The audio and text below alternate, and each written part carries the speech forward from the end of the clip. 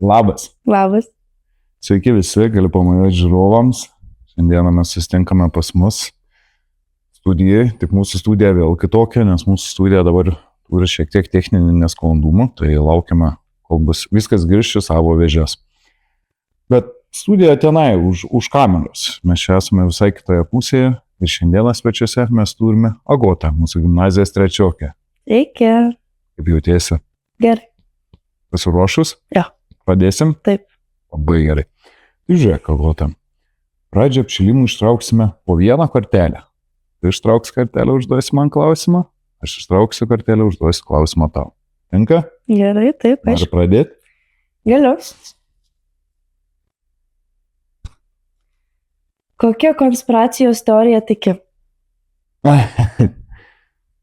Turbūt nei viena. Taip, jeigu taip nuoširdžiai kažkaip niekada negalvojau, kad tas konspiracijos teorijas, gal jose ir yra, kruopelytė tiesos, nes, kažkas turėjo tą paskatinti. Man buvau sukūręs vieną konspiracijos teoriją, žinai, kad, ta prasme, kodėl tokie prasti keliai Lietuvoje, žinai, ir sakau, kad valstybė, ta prasme, autoservisai moka po 1%, žinai, valstybė, kad netvarkytų kelių ir kad turėtų daugiau, žinai, klientų. Gerai. Ui.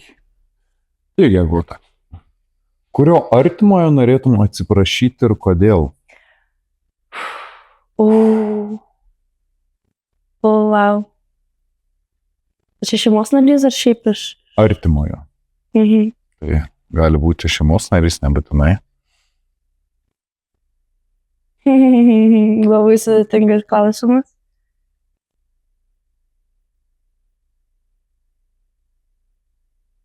Norėčiau gal atsiprašyti savo tėvų daugiausiai, nes dažnai labai sukeliu konfliktus iš niekur, nes vis tiek esu paauglė ir aš kaltinu paauglystę, kaip ir mano tėvai kaltino paauglystę, nes šiaip su artimaisiais dažniausiai nesipykstu, o su tais, kuris susipykstu, jie nebetampa tokie artimi. Tie, kurie vis dar artimi ir kur daug pykstamis yra mano tėvai, tai jų labiausiai norėčiau atsiprašyti už visas pykčius. Tai manau, šiandien bus puikia galimybė grįžus namo. Jo. Gerai, Agota.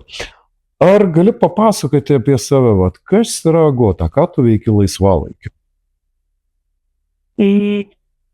Aš laisvalaikiu, nežinau, tiesiog stengiuosi atsipalaiduoti, atiduoti visą save kūrybai. Bet būna, aišku, ir su draugais susitinku ir koncertus, nueinu, labai mėgstu koncertus, nes leidžia man išsilieti, tiesiog visas emocijas. Ir taip pat, kai turiu laiko ir turiu norą, aktyviai dalyvauju ir mokyklos veiklose, kai išeina, ir savanoriauju, vaidinu. Ja. Iš tiesų, Agota, tu daug vaidini, ne? Gal galėtum trumpai papasakoti, kaip tai atsirado tavo gyvenime? Iš kur tas teatras? Tai viskas prasidėjo, kai man buvo 11 metų. Aš pirmą kartą nuvažiavau į vasaros stovyklą. Ir ta vasaros stovykla buvo tokia teatro pobūdžių. Jinai vadinosi Kernavės legendos. Ir visa esmė, kad per savaitę pastatom spektaklį. Ir aš anksčiau buvau labai uždaras vaikas.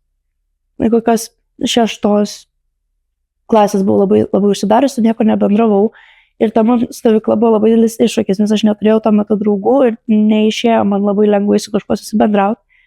Bet kadangi mes statėm spektaklį, vienaip ar kitaip reikėjo bendrauti su aplinkiniais vaikais. Ir kai aš pajutau, kad man teatras leidžia atsiskleisti ir padeda nebūti tokiai užsidariusiai.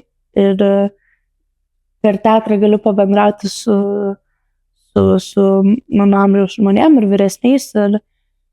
Ir gavosi, kad mes pastatėm spektaklį, susiradau kelius draugus, gal labiau pažįstamus, sakyčiau, tiesiog dabar, bet tuo metu buvo visai geri draugai. Ir nusprendžiau po vasaros, kad noriu eiti į teatro būrelį, kad dar labiau galėčiau, nežinau, atsiskleisti ir dar daugiau pabendrauti su visais. Ir pradėjau lankyti teatro būrelį. Kokį? ten buvo kamerinėme teatre, aš kaip supratau, jis dabar yra uždarytas, nes lyg tai spektakliai ten nevyksta, bet jo, buvo kamerinis teatras ir viena iš aktorių ir režisierių buvo kaip ir teatro vedėja, tokia Žana, ir dabar neatsimenu tikrai jos pavardės. Tai va, tai ten pradėjau lankyti, bet jis buvo ganėtinai siauro rato, visi buvo, tie vaikai buvo iš stovyklos, kur ir aš buvau, ir buvo kelios mergaitės, jo, paprastas. O čia prieš kiek metų buvo? Tai gavosi prieš 6, beveik 7 metus. O 7 metai jau beveik, ne teatro tavo gyvenime, ne? Ar galėtume vardinti, ką tau davė teatras? Vat ką tau atnešė ir vat gali sakyti, vat tau išmokau iš teatro?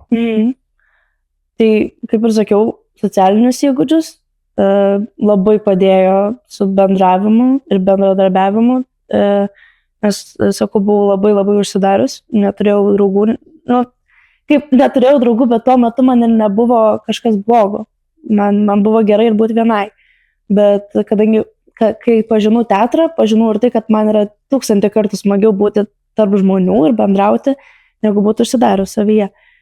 Tai aišku, socialinės įgūdžius ir taip pat aš manau, kad mane ir emociškai, ir fiziškai labai sustiprino teatras, ypač kai pradėjau lankyti Mažą teatro akademiją prieš kokius 4-5 metus. Tai jo, tiesiog visas tas pasiruošimas spektakliui ir kadangi spektakliai būdavo tikrai labai sudėtingi, rolės būdavo sudėtingos, fizinis krūvis buvo tikrai nemažas, aš manau, kad tikrai mane ypač emociškai sustiprino, nes reikėjo tiesiog įdėti visą save tik tam, kad padaryti kažką kartu. Ja. O kuris, sakai, tos rolės viską, ne, kuri rolė buvo tau įsimintiniausia, tokia, apie kurią dabar galvoju ir, žinai, su šypsena. Galbūt jin buvo įdomiausia, galbūt geriausia, gal net ir sunkiausia. Tai aš manau, kad ir įdomiausia, ir sunkiausia rolė buvo, kai aš buvau pakaitinė aktorė vienai kaip moteriai per spektaklį Medėja, kuri režisavo mano dėstytoja Sila Krivickienė Mažoji teatro akademijai, kartu su italų režisierium. Tai buvo italų ir lietuvių statytas spektaklis. Ir vaidinau ir pagrindinio personažo Medėjos dvasia kaip iš praeities. Ten buvo tokia merginų grupelė, kuri ėjo aplink visą laiką tą Medėją, tą pagrindinę personažę. Ir jo ir buvo labai ir fiziškai didelis krūvis, reikėjo išsilaikyti visą laiką ant pirštų, visą laiką pasistiebus ir aišku, išvaidint buvo sudėtinga. Tai man atrodo buvo įdomiausia ir ypač tas, kad mes turėjome vaidinti kartu su užsieniečiais ir buvo tas kalbos barjeras, nes ne visi mokėjo lietuviškai, ne visi mokėjo angliškai, o jo labiau itališkai.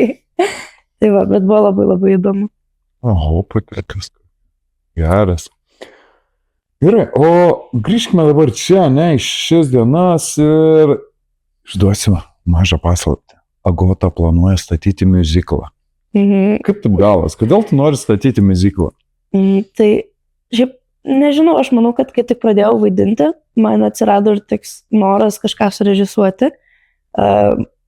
Neslėpsiu, labai mėgstu nurodinėti ir vadovauti. Čia mano tokia savybė, kad aš mėgaujuosi, ne tai, kad nurodinėti mėgaujuosi, bet man malonu yra, kai gali bendradarbiauti ir tavo idėjas išklauso. Dažniausiai, kai tas režisierius, daugumą idėjų yra tavo ir tavo idėjas, aišku, išklausys. Ir atsimenu, kad buvau tokioj irgi vasaros stovyklai, ten buvo labiau apie kino režisūrą, bet taip pat statėm etudus. Ir aš apsiėmiau režisuoti vieną iš etudų. Ir man, aišku, buvo labai didelis džiaugsmas tai daryti, man labai patiko. Ir po to mums apdovanojimus teikė ir mano etiudas laimėjo 1 vietą. Tai aš tada labai apsidžiaugiau ir galvojau, jo, aš gera režisierė būčiau. Ir tada aš pamačiau mokyklai pastatytą spektaklį Tuščio kambario istorija, kur statė tuo metu 11-okė.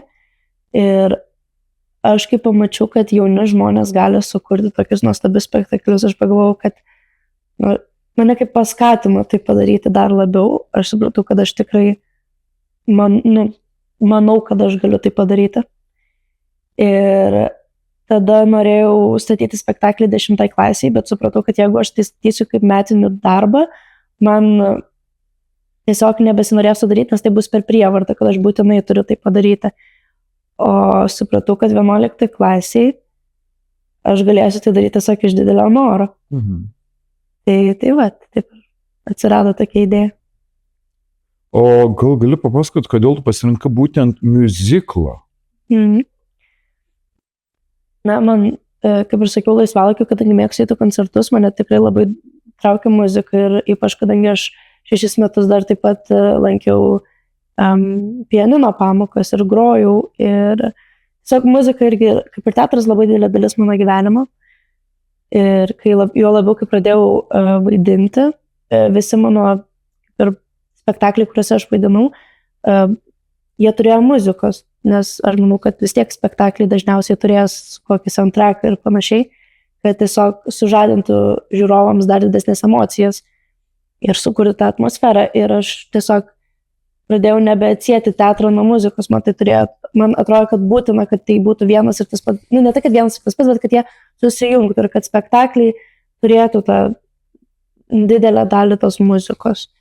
Tai va ir nusprendžiau, kad man miuziklas yra labai gražu ir ypač man labai įspūdinga, kad aktorius gali vaidinant personažą apliepti labai daug dalykų.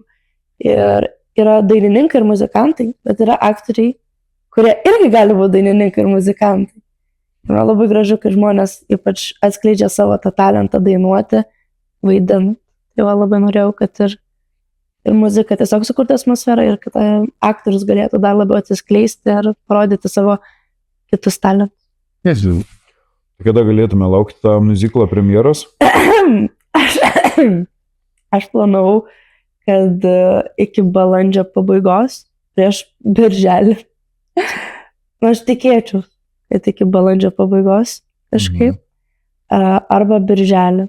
Tai va, bet tiesiog, kad bus egzaminai, tai sulauksiu iš aktorių daug nusiskundimų, kad neleidžiu ruoštis egzaminams birželio mėnesį. Tai nežinau, kaip tiksliai. Gerai, žiūrėsim, labai lauksim.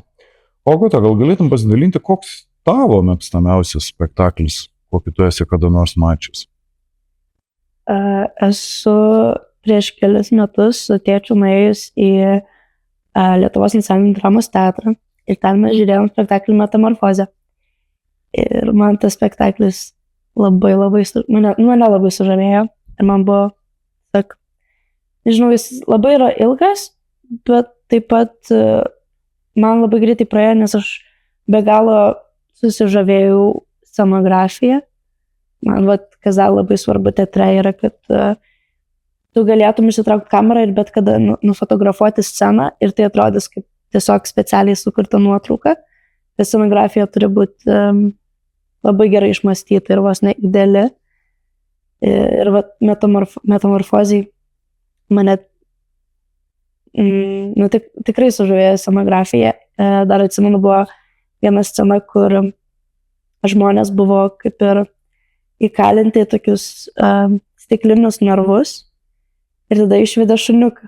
Ir tas šuniukas žiūrėjo aplink tos narvus ir gavosi, kad zoologijos sodas apsikeitė, kad žmonės dabar yra zoologijos sode, o šuniukai juos žiūri. Ir man tiesiog ta idėja labai patiko, ypač kad Metamorfozė vis tiek yra apie žmogų, kuris pavirsta kaip ir vabalu, apie žmogus pasikeitimą ir praradimą savęs ir toks sugyvūninimas labai tiko tuo metu tam spektakliui. Oho. Gaila, nemačiau to spektaklio, dabar įdomu pasidarė ir šuniukas aktorius. Geras. Reaguot, aš turiu tau 2 paskutinius klausimus. Pirmas būtų, žinai, tos klausimus užduodam visiems mūsų dalyviams. Ir pirmas klausimas, kas yra tavo autoritetas? Tai mano autoritetas yra mano tėvai, nes tiesiog kaip ir aš, jie yra menininkai ir jie visą savo gyvenimą atiduoda būtent kūrybai ir menams. Ir kas anksčiau mane labai gąsdino, dėl ko aš bijojau eiti į menus, bijojau tapti režisierė ar aktorė, nesvarbu, tiesiog bijojau, tai dėl to, nes tas menininko gyvenimas yra nestabilus. Ypač jeigu neturi kažkokio papildomo darbo, tiesiog niekada nežinosi, kaip gali būti vieną mėnesį ar kitą mėnesį. Ir man labai žavi mano tėvai, nes jie yra be galo atsidavę savo kūrybai, savo menams. Jiems yra nesvarbu, ta prasme, kas bebūtų, jie myli tai, ką daro, jie tai daro toliau. Ir dar, ką mano mama visą laiką man sakydavo, nes dažnai su tėvais diskutuoju, ką aš noriu daryti ateityje. Tai man kas metus, net kelis mėnesius keisdavosi mano norai. Ir vien dėl to fakto, kad norėjau stabilaus gyvenimo, bet nenorėjau kaip ir palikti kūrybos nuošaly. Tai vis buvau labai pasimetusi, kai su tėvais kalbėdavosi, jie stengdavosi ilgą laiką mane kažkaip suprasti, pasakyti, tai gerai, tu tai tą pasiimk, pasižiūrėk apie tai ir panašiai, tu žinai, ir psichologija, ir teisė, nagrinėk, ką tik tu nori. Bet po to, kai suprato, kad aš be teatro nieko negaliu, man teatras yra tiesiog nuostabiausia vieta ir šilčiausiai jausmai kyla ten. Man tiesiog mama ir pradėjo sakyti, kad jeigu aš nerizikuosiu ir nepasimsiu teatro ir netapsiu to, ko aš norėjau būti ilgą laiką, tai man bus tiesiog labai liūdnas gyvenimas. Be rizikos nepasieksiu tų aukštumų, kuriuo aš noriu. Nu jo. Reikia žengti tą žingsnį, išbandyti tą, pažiūrėti, kas gaunas. Dažnai žmonės taip pat pamteina tie du keliai, ir toks vienas yra nepramintas, sunkus, o kitas, visų pramintas toks, visi žinom, kas tenai laukia. Ta nežinomybė gąsdina, dėl to žmonės dažnai ir daina tuo jau lengvesniu keliu. Gerai, Agota, kokia didžiausia tavo svajonė? Na, neseniai, kaip tik penktadienį, kai savanoriau Melo, aš kalbėjau su viena iš savanorių, mano draugė, kas man yra svajonės ir apie ką mes daugiausiai svajojam. Ir mes abi sutinkam su tuo, kad mūsų svajonės negali nueiti toliau metų. Dėl to, nes jeigu mes svajosim, pavyzdžiui, 10 metų į priekį, kad aš ten noriu, pavyzdžiui, tapti geriausia pasaulio aktorė, kad ta svajonė gali išsipildyti, tai turbūt išsipildys vien dėl to, nes svajonės pildosi visą laiką, bet tuo metu aš net nebenorėsiu tos svajonės. Nes svajonės visą laiką keičiasi, norai keičiasi, tikslai keičiasi. Ir aš pagalvojau, aš supratau, kad mano didžiausia svajonė, kurią žinau, kad net jeigu ir išsipildys ateityje, tiesiog bus tik džiaugsmas, yra tai, kad noriu nugyventi pilnavertį gyvenimą, patirti visas emocijas, viską, ką galiu, ir tą patį ir liūdėsi, bet ir džiaugsmą, ir tiesiog atiduoti visą save gyvenimui ir patirti jį toks, koks jis turėtų būti, nenusislėpti ir, kaip jūs sakot, nenueiti to lengvu keliu, kuris tiesiog pramintas, nes tu nueisi gyvenimą paprastai, atrodo, bus 90 metų ir tu nežinosi nieko apie gyvenimą, nes tu nieko nenugyvenai tiesiog.